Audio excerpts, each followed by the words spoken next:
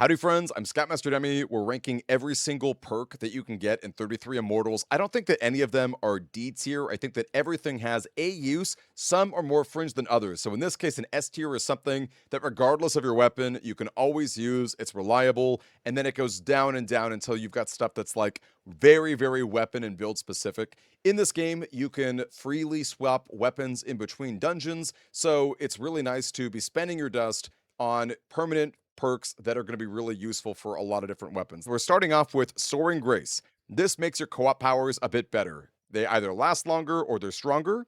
At the first level, it's 6%. At the highest level, it's 30%. I think this is a really solid A tier. Almost every single weapon in the game has a very, very good co-op. I would argue they're the most important thing you can be doing as a character. Making them stronger is just going to be useful regardless of your weapon. Some weapons will like this a little bit more than others, but I do think that overall you can't really go wrong. Next up is Scourge of Omnipotence. When you find Eternal Shards, which are the purple gems that permanently upgrade things, you've got a chance to find even more. At level 1, it's 20%. At the highest level, it's 100%. This is another very, very good perk.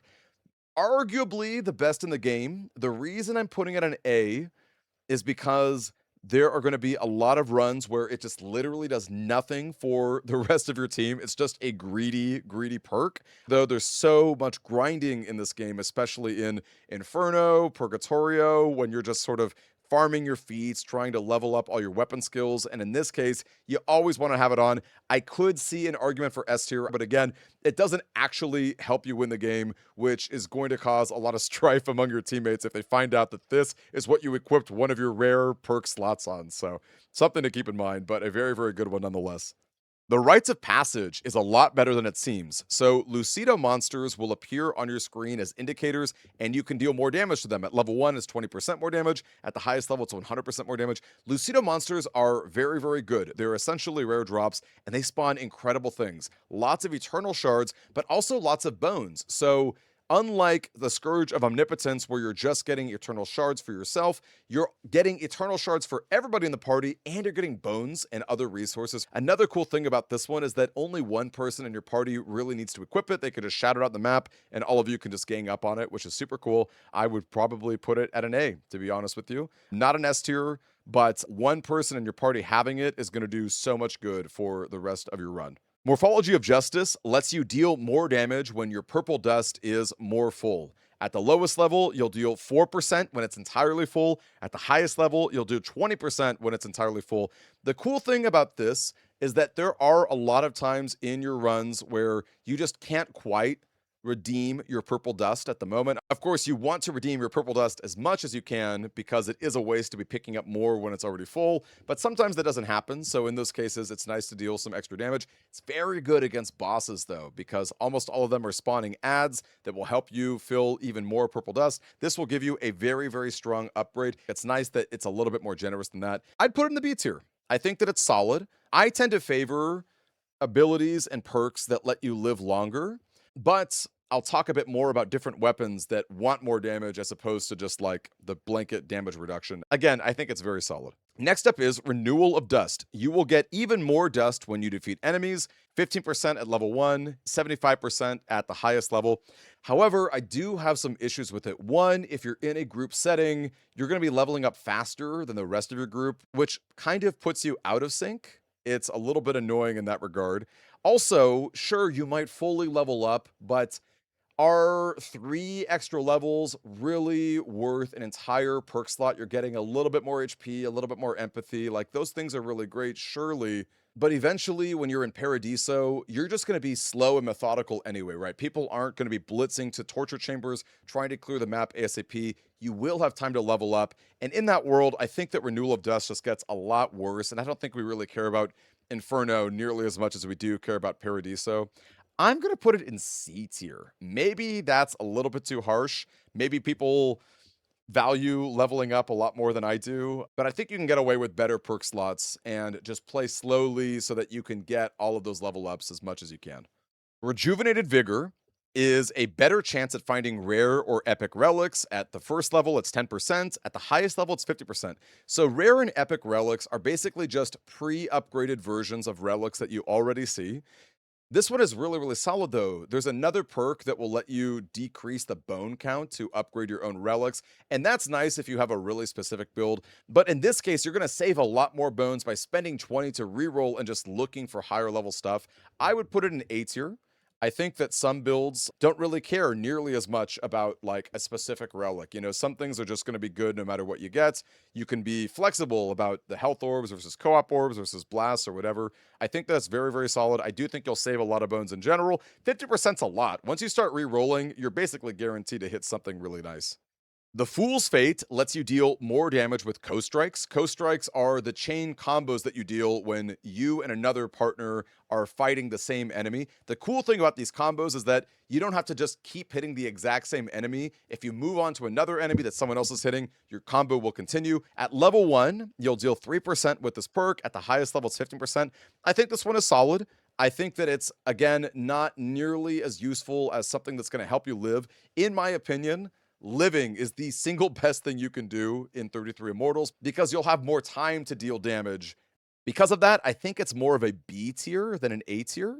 But there are some weapons, like the Bow of Hope, that are ranged and therefore a lot safer. And because they're a lot safer, it's a lot more free to increase your damage output, right? You don't have to worry about healing and shielding and things like that. You can just do a ton of damage. And believe me, the Bow of Hope can deal absolutely massive amounts of damage. The Lightbringer. You start your run with extra bones and you find more bones from urns. At level 1, you start with 25. At the highest level, you start with 125. This, folks, is our first S tier. It is so, so good. Just starting with extra bones would be a very good perk, but the fact that you get more from urns just puts it way over the top. Every single character cares about bones. They are so flexible, right? You can heal yourself and partners. You can warp all over the map. You can buy keys, which, by the way, will get a bone rebate because those lock chests will always have bones inside of them. That helps you get even more relics to do even more good stuff. They are just always useful. And with certain characters like the greedy daggers, it becomes like S++ tier because you already want to be hoarding bones, and this just helps your strategy in general. Again, every single weapon class cares about bones. It's so useful that it's just obviously an S tier. Cheerful Camaraderie helps you resurrect other players faster, and it will instantly ready your co-op power when you do so. At level 1, you heal players 20% faster. At the highest level, it's 100% faster. This is another S tier boom right there. Gang, people die all the time, okay? Obviously, if you're with like the highest level pros of pros, you don't necessarily want to be using this as much, but I think that in almost every other case, it's so good to have as a fallback. You instantly heal so that you're not taking more damage. And the cherry on the sundae, and it's a huge cherry, is that you get your co-op power right away. It is so, so good. I could see a world where it's A tier if you're the best player in the world and you just never die and your teammates never die. But if you're playing with randos, you will find this to be very useful.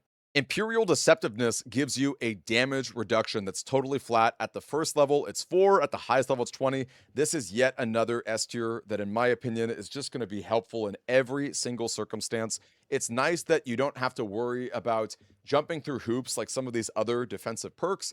And the fact that it stacks with things like bubble shields, insanely good. Which, by the way, we've got right here with Defiant Denial. You get a shield that is a bubble shield. The game does not make that very clear, but it's even better than it seems. At level 1, it's 30. At level 5, it's 150. I think this is another S tier. It is so, so good. You really cannot go wrong with it. Even if you've got a dedicated Sword of Justice in your party, it's nice that they can focus on bubble shielding other people. If you stack this up with defenses or even just by yourself, it's possible to go through entire runs without actually losing HP, which is so, so valuable. Now you can free up your bones to do things other than healing yourself, right? It is tremendously useful, especially with ordeals that start to get very, very scary. If you are trying to do anything with ordeals, you very, very much want the Defiant Denial. Next is Immeasurable Love. When your health is below a certain threshold, you will regen 1% of your max HP every 5 seconds. At level 1, your health has to be below 20%, but at the max level, your health has to be below 40%. This one I have a really hard time ranking because it is kind of like the Bubble Shield. The Bubble Shield, you regenerate your life with Immeasurable Love It does get better with the other perk we'll talk about in a second that raises your max HP. It does get better if you've got a lot of tanks in your party who can drop the bubble shields. I kind of want to put it in C tier just because I think that bubbling is just a lot better, but it is very similar. I could see a world where, like, I don't know, you stacked it with your damage reduction and you're in the final boss of Paradiso and like it's just constantly helping you heal. But I don't know. I have a hard time with this one. I think I am gonna put it in C. We'll see if I feel a little bit nicer about it by the end of this tier list. Guiding Light is very straightforward. Your heavy attacks deal more damage to armored enemies. At level 1, it's 5%. At the highest level, it's 25%. I think that this is a solid B tier. There are a lot of armored enemies that are very, very annoying to deal with. I do think that you're probably better off with just something that's more of a raw damage reduction because bosses themselves don't have armor. Although, actually, I wonder if this works against the 80% reductions when bosses start doing their gimmicks. I'm not too sure about that. But even so, you would rather deal with the actual gimmick that the boss has so you don't get hit by their very, very powerful attack. I will say it's kind of a bummer that you have to use your heavy attack. It would be cool if your light attacks could also gain a bit of a heavy property, but I think that it's decent. If you are a dedicated character who's all about breaking armor like the glaive, then I think that you can't really go wrong with something like this. Next is Merciful Contemplation. Once per run, you'll get a random rare or epic relic after you kill a certain number of monsters. At level 1, it's 90. At the highest level, it's 30. This one I think is really bad. I hate to say it. It's nice that you get, a random relic that's, a little bit more powerful, but the fact that it's random really stinks. The fact that it's only once per run really stinks. You're basically trading a perk slot for a random relic that's a little bit more upgraded.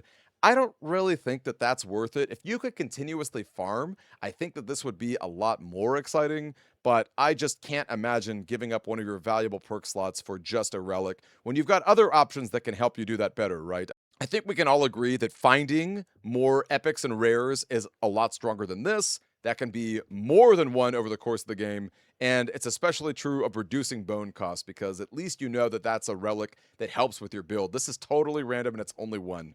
Elegy of Plethora is interesting. You deal more damage for the first 5 minutes upon entering the Beyond, which is another way of saying entering the game. It's 25% at level 1, it's 125% at the highest level. This is another one that I think is a C tier. I just can't really imagine a world where dealing that much damage at the start of the game is that useful. This is probably very good for speed running or for solo players, but I just don't really see this in most uses. I feel like you're going to be slow and methodical in the hard dungeons. Maybe when you're stacking ordeals, this could be really useful, but you got to beat the entire run with your ordeals. So, sure, you get a big burst at the start. Maybe you get to level up a bit, but like, is that really that impactful? I don't know. Feel free to argue with me in the comments. I could see a world where it's better than I'm giving it credit for, but I don't know. I feel like our perk slots are a lot more valuable than this. You deal more damage with your dash combo. It's 6% at level 1, it's 30% at the highest level. In the hands of a Bow of Hope, it can do tremendous amounts of damage, especially if you've got double arrows, if you've got the ability for 2 arrows to deal even more damage. I do think it's fringe overall. It's probably like the top of C tier because I can really only think of the bow as something that really, really wants this. Maybe there are other weapons that like to dash and deal a lot of damage. 30% is a pretty strong buff for what it's worth. But the awkward thing too about dashing is that you don't really get to follow up with combos. Against bosses and really strong enemies, you'd rather build up a big, big co-strike and just spam your light attack. So I think for that reason, it's also a C tier, but I do want to say that it does have a really cool use that I've seen, and my jaw has just dropped every time my friend Akshog uses this. Next is Fortitude of Heart. You just gain more max HP. At level 1, it's plus 10. At the highest level, it's plus 50. To be fair, an extra 50 HP is a solid chunk, but it just looks so bad compared to the bubble shield that's 150 guaranteed and can also regenerate. For what it's worth, I do think it's less fringe than the auto healing that you have. Is it a B tier? Is it a C tier? I have a hard time with that. At least you don't have to jump through hoops to make this work. And there are relics that give you more power with more HP. So that is actually kind of cool for this. But I don't know. I don't know that it's better than a B tier. Next up is Bold Revolt. You heal more from Bone Shrines. At level 1, it's 20%. At the highest level, it's 100%. I think this is very, very good. Healing yourself, healing your allies, it's very unlikely that nobody is taking any damage whatsoever on your runs. I like to run this with the daggers that can farm a lot of bones. So even your DPS sort of character can actually play a bit of a support role too. Kind of cool. It's a solid A. I think it's very, very good. And I don't think that your teammates will ever be upset that you run it. The Blissful Farewell. Upgrading relics costs less bones. I think that this one is actually pretty decent. I do think it's worse than the Moon, but not necessarily, right? Some builds are just going to care a lot more about certain relics than others, and in that case, it is nice to save a lot of bones over the course of the game. There's no denying that getting more bones from urns is better overall, but you will save a lot of bones making your sweet relic build work, and for that, I think that it's worth a consideration in many, many builds. And last but not least, we've got Astute Erudite. Your co-op power generates faster. It's 12% faster at level 1, 60% faster at the highest level. Another solid A tier right there. Co-op powers are very, very good. They're one of the best things you can be doing, arguably the best thing. They're always useful, whether they're support, whether they're damage, whatever. It's just hard to say no to.